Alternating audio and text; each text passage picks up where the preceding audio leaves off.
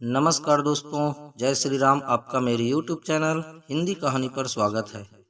वाल्मीकि रामायण भाग 2। आइए जानते हैं बहुत ही सुंदर कथा। महाराज दशरथ इस बात से हमेशा दुखी रहते थे और चिंतित रहते थे कि उनका कोई पुत्र नहीं था। यही सब सोचते सोचते एक दिन उनके मन में विचार आया कि क्यों न पुत्र प्राप्ति के लिए मैं अश्वमेध यज्ञ का अनुष्ठान करूं।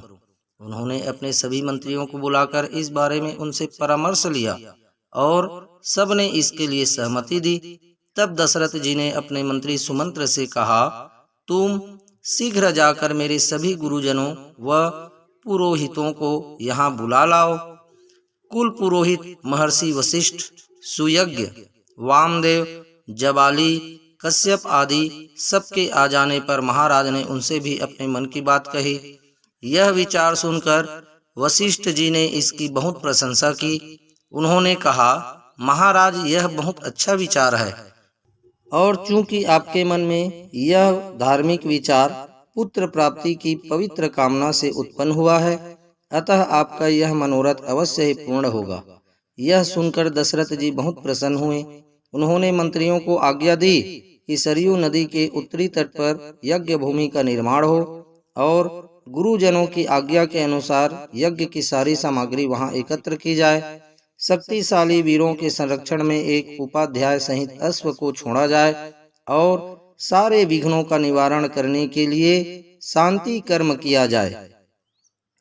दशरथ जी ने यह भी कहा कि विद्वान ब्रह्मा राक्षस ऐसे यज्ञों में विघ्न उत्पन्न करने का अवसर ढूंढते रहते हैं, इसलिए इस बात का पूरा ध्यान रखा जाए कि यज्ञ में कोई विघ्न न डाल सके और यज्ञ के सभी कार्य पूरे विधि विधान के अनुसार संपन्न हो, क्योंकि विधिहीन यज्ञ करने वाला यजमान अवश्य ही नष्ट हो जाता है। यह आज्ञा पाकर सभी मंत्रीगण अपने अपने कार्य के लिए चले गए और गुरुजनों ने भी दशरथ जी से विदा ली। अब महाराज ने अपने महल में जाकर रानियों को बताया, देवियों, दीक्षा ग्रहण करो, मैं पुत्र प्राप्ति के लिए यज्ञ करूंगा। यह सुनकर रानियों को बहुत प्रसन्नता हुई। कुछ समय बाद एकांत पाकर सुमंत्र ने दशरथ जी से कहा, महाराज, महर्षि कश्यप के पुत्र विभांडक हैं और उनके पुत्र ऋष्यशृंग हैं, जो कि वेदों के सर्वश्रेष्ठ विद्वान हैं। उनका विवाह आपके मित्र व अंग देश की राजा रोमपाद की पुत्री शांता से हुआ है। यदि महर्षि ऋष्यशृंग आकर आपकी यह यज्ञ संपन्न करें तो आपका मनोरथ अवश्य ही सफल होगा, क्योंकि भगवान सनत कुमार ने भी बहुत पहले ही ऐसी भविष्यवाणी की है। अतः आप स्वयं अंग देश में जाकर महर्षि ऋष्यशृंग को सत्कार पूर्वक यहाँ ले आइए। यह सलाह सुनकर राजा दशरथ को बहुत हर्ष हुआ। उन्होंने वशिष्ठ जी से परामर्श किया और फिर अपनी रानियों तथा मंत्रियों के साथ अंग देश को गए। वहां के राजा से उनकी गहरी मित्रता थी। अपने मित्र के यहाँ 7-8 दिन बिताने के बाद दशरथ जी ने उनसे कहा कि अयोध्या में एक बहुत आवश्यक कार्य आ पड़ा है, इसलिए महर्षि ऋष्यशृंग व उनकी पत्नी शांता को मेरे साथ अयोध्या जाने की अनुमति दें। इस प्रकार उन दोनों को साथ लेकर महाराज दशरथ अयोध्या लौटे। बहुत समय बीत जाने के बाद वसंत ऋतु का आगमन हुआ। तब एक अच्छा मुहूर्त देखकर दशरथ जी ने यज्ञ करने का अपना विचार महर्षि ऋष्यशृंग को बताया और यज्ञ करवाने के लिए उनसे प्रार्थना की। महर्षि ने उनकी प्रार्थना स्वीकार कर ली। अब यज्ञ के अश्व को छोड़ा गया और इधर राजा दशरथ ने अपने कुल गुरु वशिष्ठ जी से यज्ञ की तैयारी के लिए मार्गदर्शन मांगा। तब वशिष्ठ जी ने यज्ञ के कार्यों में निपुण व यज्ञ विषयक शिल्प कर्म में कुशल कारीगरों, बढ़इयों, शिल्पकारों, भूमि खोदने वालों, ज्योतिषियों, नटों, नर्तकियों, शास्त्रवेत्ताओं और सेवकों आदि सबको बुलवाया और उनसे यज्ञ के लिए आवश्यक प्रबंध करने को कहा। उनके आदेश पर शीघ्र ही हजारों ईंटें यज्ञ स्थल पर लाई गईं। यज्ञ में सम्मिलित होने के लिए देश विदेश से आने वाले राजाओं के ठहरने के लिए अनेक महल बनाने की आवश्यकता थी। यज्ञ में आने वाले ब्राह्मणों और अन्य प्रजाजनों के निवास और भोजन के लिए भी अनेक घर बनाए जाने थे। घोड़ों और हाथियों के लिए भी अस्तबल बनाने थे और सैनिकों के लिए छावनियां बनाई जानी थी। वशिष्ठ जी ने यह भी आदेश दिया कि इन सभी स्थानों पर लोगों के भोजन और विश्राम की बहुत अच्छी व्यवस्था की जानी चाहिए। वह भोजन सबको सत्कार पूर्वक दिया जाना चाहिए।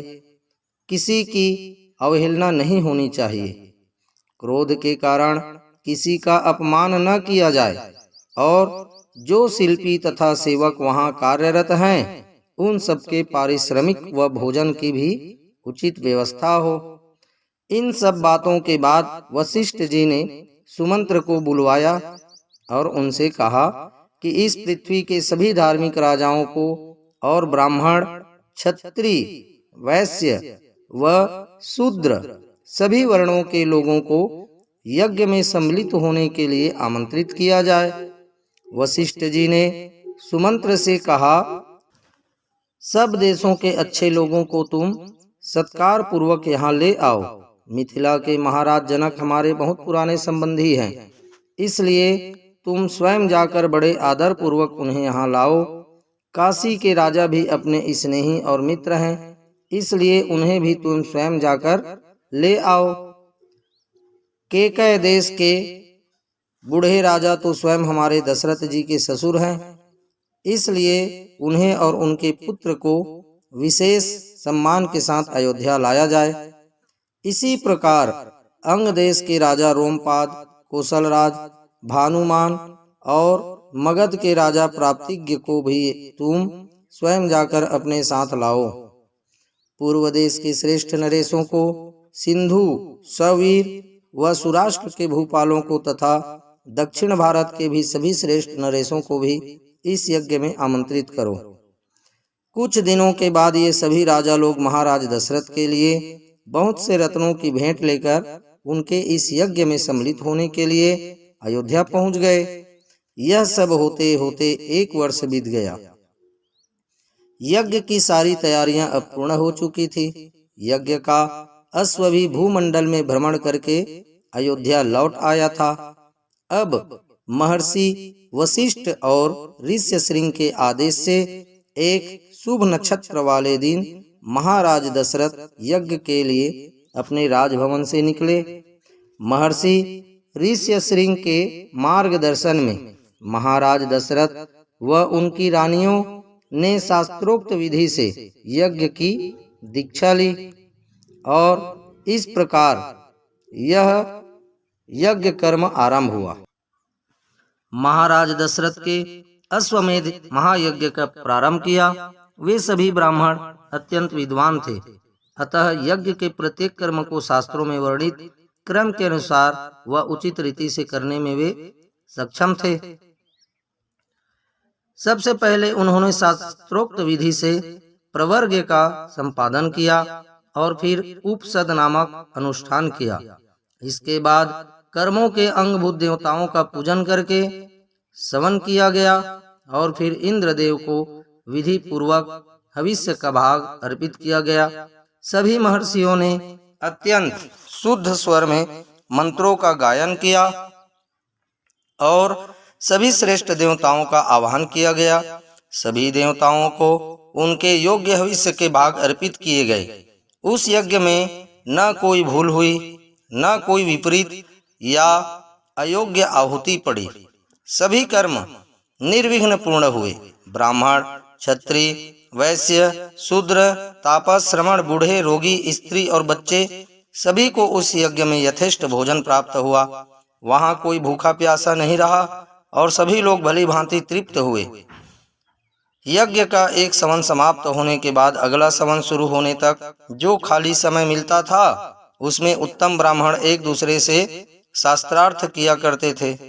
वह यज्ञ संपन्न करने वाले सभी विद्वान बहुश्रुत तथा व्याकरण के सभी 6 अंगों के ज्ञाता थे। सूत्र ग्रंथों में दिए गए वर्णन के अनुसार ठीक माप वाली ईंटें तैयार कराई गई थी। यज्ञ कर्म के कुशल ब्राह्मणों ने अग्नि का चयन किया। उस अग्नि की आकृति गरुड़ जैसी बनाई गई थी। इस यज्ञ के लिए बेल, खैर और पलाश के साथ बिल्व के 6 युग खड़े किए गए। बहड़े के वृक्ष का एक युग खड़ा किया गया और दोनों बाहें फैलाने पर जितनी दूरी होती है उतनी दूरी पर देवदार के 2 युग खड़े किए गए। यज्ञ की शोभा बढ़ाने के लिए उन सब में सोना जड़ा गया था। इन सभी 21 यूपों में से प्रत्येक की ऊंचाई 21 अरंती अर्थात 504 अंगुल थी और सभी को 21 अलग अलग कपड़ों से सजाया गया था। ये सब 8 कोणों से सुशोभित थे और उनकी आकृति सुंदर व चिकनी थी। पुष्प चंदन से उनकी सबकी पूजा की गई और उन्हें विधि पूर्वक स्थापित किया गया। उन यूपों में विभिन्न देवताओं के उद्देश्य से शास्त्र विहित पशु, सर्प और पक्षी बांधे गए थे। सामित्र कर्म में यज्ञ, अश्व और कूर्म आदि जलचर जंतु भी यूपों में अर्थात खंभों में बांधे गए थे। सब मिलाकर उन यूपों में 300 पशु बंधे हुए थे। अश्वमेध का घोड़ा भी वहीं बांधा गया। महारानी कौशल्या ने चारों ओर से उस अश्व का प्रोक्षण आदि संस्कार करके 3 तलवारों से उसे स्पर्श किया। अर्धवर्यु और उद्दाता ने राजा को क्षत्रिय महर्षि कौशल्या, वैश्य स्त्री वावाता तथा शूद्र जाति स्त्री परिवृत्ति के हाथों भी उस अश्व का स्पर्श करवाया। अब ऋत्विक ने विधि पूर्वक अश्वकंद के गुदे को निकालकर शास्त्रोक्त रीति से पकवाया। फिर उस गुदे की आहुति दी गई और महाराज दशरथ को ठीक समय पर वहां आकर उस धुएं की गंध को सूंघने के लिए कहा गया। इसके बाद दशरथ जी ने दक्षिणा के रूप में होता को अयोध्या से पूर्व की दिशा का सारा राज्य दे दिया। अर्धवर्यु को पश्चिम दिशा, ब्रह्मा को दक्षिण दिशा व उद्गाता को उत्तर दिशा की सारी भूमि दे दी। इस प्रकार विधि पूर्वक यज्ञ पूरा करके राजा दशरथ ने सारी भूमि ऋत्विजों को दान कर दी। इस पर उन ऋत्विजों ने कहा कि महाराज, केवल आप ही इस पृथ्वी की रक्षा करने में समर्थ हैं।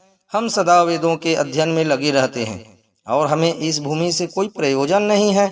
अतः इस भूमि की रक्षा आप ही करें और आप इसके बदले में हमें कोई और दक्षिणा दे दें। तब महाराज दशरथ ने उन्हें 10 लाख गायें, 10 करोड़ स्वर्ण मुद्राएं और 40 करोड़ चांदी के सिक्के दान में दिए। उन ऋत्विजों ने वह सारा धन महर्षि ऋष्यशृंग व कुल गुरु वशिष्ठ को सौंप दिया। उन दोनों से उसका उचित बंटवारा करके न्याय पूर्वक सभी के बीच उसे बांट दिया। सभी लोग इससे बहुत प्रसन्न हुए। अब दशरथ जी ने हाथ जोड़कर मुनि ऋष्यशृंग से कहा, मुनीश्वर, अब आप वह कर्म करें जो मेरी कुल परंपरा को आगे बढ़ाने वाला हो। तब तथास्तु कहकर मुनि थोड़ी देर तक ध्यान मग्न हो गए। कुछ समय बाद ध्यान से विरत होकर उन्होंने कहा, राजन, आपको पुत्र प्राप्ति कराने के लिए मैं अथर्ववेद के मंत्रों से उत्तरेष्टि नामक यज्ञ करूंगा। वेदोक्त विधि के अनुसार अनुष्ठान करने पर यह यज्ञ अवश्य सफल होगा और आपका मनोरथ पूर्ण होगा। आपके 4 पुत्र होंगे और वे उस कुल का भार वहन करने में सर्वथा सुयोग्य होंगे। ऐसा कहकर उन तेजस्वी ऋषि ने पुत्रेष्टि यज्ञ का आरंभ किया और श्रौत विधि के अनुसार अग्नि में आहुति डाली। यज्ञ में देवताओं का आवाहन किया गया और विधि के अनुसार अपना अपना भाग ग्रहण करने के लिए देवता, सिद्ध, गंधर्व और महर्षिगण उस यज्ञ में एकत्र हुए। वहां एकत्रित देवता अन्य लोगों की दृष्टि में अदृश्य थे। उन सभी देवताओं ने वहां ब्रह्मा जी से निवेदन किया कि भगवान, आपसे वरदान पाकर रावण नाम का राक्षस हम सब लोगों को बहुत कष्ट दे रहा है। आपने प्रसन्न होकर उसे वर दे दिया है, लेकिन उस वरदान की शक्ति से वह अत्यधिक उद्दंड हो गया है और उसने तीनों लोकों में हाहाकार मचा दिया है। वह जिस किसी को भी अच्छी स्थिति में देखता है उससे द्वेष करने लगता है। वह देवराज इंद्र को भी परास्त करने की अभिलाषा रखता है। ऋषियों, यक्षों, गंधर्वों, असुरों व ब्राह्मणों को वह बहुत पीड़ा देता है और सबका अपमान करता फिरता है। वह देखने में भी बड़ा भयंकर है। हमें उसे देखकर बहुत भय होता है, किंतु अपने पराक्रम से उसे दबाने की शक्ति हमारे पास नहीं है। अतः आपको ही उसके वध का कोई न कोई उपाय करना चाहिए। यह सुनकर ब्रह्मा जी कुछ सोचकर बोले, देवताओं, उस दुरात्मा के वध का उपाय मेरी समझ में आ गया है, वह मैं आपको बताता हूँ। मित्रों, आगे की कथा हम अगले भाग में आप लोगों को बताएंगे। जय जय श्री सीताराम। यदि आप हमारे चैनल हिंदी कहानी से नहीं जुड़े हैं तो सब्सक्राइब अवश्य करें। साथ ही साथ यह कथा अच्छी लगी तो ज़्यादा से ज़्यादा शेयर करें। जय जय श्री सीताराम।